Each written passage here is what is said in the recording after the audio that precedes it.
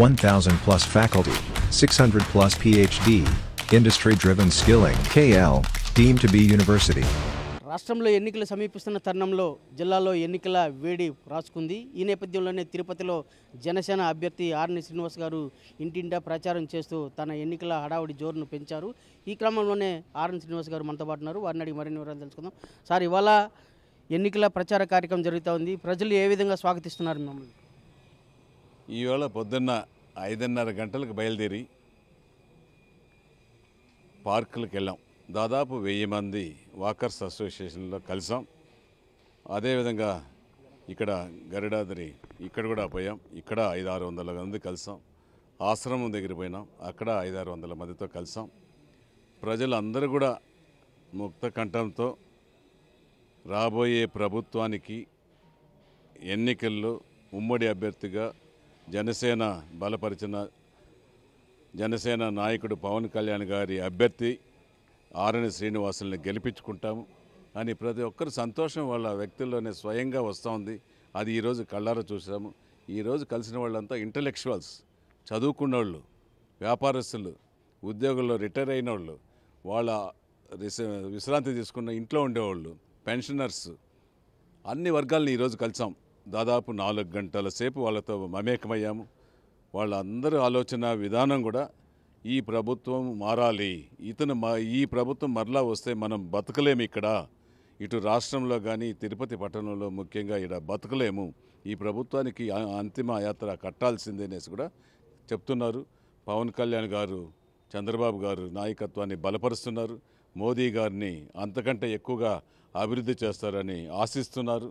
ఖచ్చితంగా రాబోయే రోజుల్లో ఉమ్మడి అభ్యర్థిగా శ్రీనివాసుల్ని గెలిపించుకుంటామనేసి ప్రజల స్పందన బ్రహ్మాండంగా ఉందనేసి కూడా తెలియజేస్తున్నాం. సార్, ఆర్ని శ్రీనివాస్ గారు స్థానికేతరు, అలాగే అభివృద్ధి జరగాలంటే వైసీపీకి పట్టం కట్టాలని పదే ప్రచారం చేస్తున్నారు. ఈ క్రమంలోనే తాము అభివృద్ధి చేశాము, మరింత అభివృద్ధి చేస్తాం కూడా, తమకు అవకాశం ఇవ్వండి అని చెప్పి విజ్ఞప్తి చేస్తున్నారు. దీన్ని ఎలా పరిగణించాలి?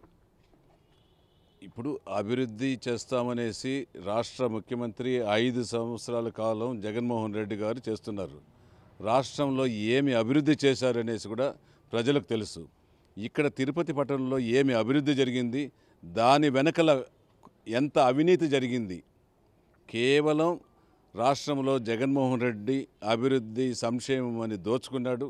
ఇక్కడ అభివృద్ధి పేరిట టీడీఆర్ బాండ్ల రూపంలో, గంజాయి రూపంలో, గుట్కా రూపంలో, శాండల్వుడ్లో కూడా భాగస్వాములై ఎంత వెంకటేశ్వర స్వామి ఆస్తులు ఇక్కడ టీటీడీ నిధులతో ఎంత అవినీతి కక్కించారు, టీడీఆర్ బండ్లలో ఎంత దోచుకున్నారు ప్రజలకు తెలుసు. ఇక్కడ అభివృద్ధి నీ సొంతానికి చేసుకున్నావు, కొన్ని 1-2 ప్రజలకు చేసావు, ఆ ప్రజల్ని మోసం చేసావు. సొంతానికి చేసుకుంది నువ్వు బెనిఫిట్ పొందినావు, అక్కడ ఒక బెనిఫిట్ పొందావు, టీడీఆర్ బండ్లో బెనిఫిట్ దాదాపు 4-5 వేల కోట్ల రూపాయలు అవినీతికి చేసుకున్నావు. రాష్ట్రంలో దాదాపు 2 లక్షల కోట్లు, ఈడ 4-5 వేల కోట్లు. ఈ నియోజకవర్గంలో ఇద్దరు, అది రాష్ట్రంలో తిరుపతిలో ఇద్దరు ఒకటే కాబట్టి, ఇద్దరు ఒకే జిల్లా వాసే కాబట్టి, ఇద్దరు బంధువులే కాబట్టి దోచుకునే యత్నం ఇటు ముఖ్యమంత్రి, ఇటు ఎమ్మెల్యే భూమన కరుణాకర్ రెడ్డి, వాళ్ళ కొడుకు అభినయ్ రెడ్డి పాలు పంచుకున్నారు. ఇది ఖచ్చితంగా భగవంతుడు ప్రతి ప్రజలు పనిష్మెంట్ ఇస్తారనేసి కూడా తెలియజేస్తున్నా. చివరిగా మీరు అధికారంలోకి వస్తే రేపు టీడీఆర్ బాండ్ల మీద చాలామంది నష్టపోయారు, దీని మీద మీరు ఎలాంటి యాక్షన్ తీసుకుంటారండి? ఖచ్చితంగా కూడా టీడీఆర్ బాండ్లలో నష్టపోయిన వాళ్ళు దాదాపు 900 మంది ఉన్నారు. 350 మందికి ఇచ్చారు, వాళ్ళకు కూడా 50% ఇచ్చారు. ఆ మొత్తం 1250 మందికి నష్టపోయిన భవన యజమానులకు ఖచ్చితంగా కూడా మరలా మా ప్రభుత్వం వస్తుంది. పవన్ కళ్యాణ్ గారితో చెప్పి తిరుపతి పట్టణం పైన పవన్ కళ్యాణ్ గారి ప్రత్యేక దృష్టి ఉంది. తిరుపతిని అభివృద్ధి చేయాలా, ఇది ఒక మహా పుణ్యక్షేత్రం. ఈ పుణ్యక్షేత్రాన్ని మరలా ఇంకా ఎక్కువగా చేయాలి తప్ప ఇటువంటి అరాచకాలు పారద్రోలాలి, రౌడీజాన్ని అంతం చేయాలని పవన్ కళ్యాణ్ గారు కంకణం కట్టుకున్నారు. ఈ రాష్ట్రాన్ని ఈ రాక్షస పాలన నుంచి కూడా తొలగించాలనేసి కూడా కంకణం కట్టుకున్నారు.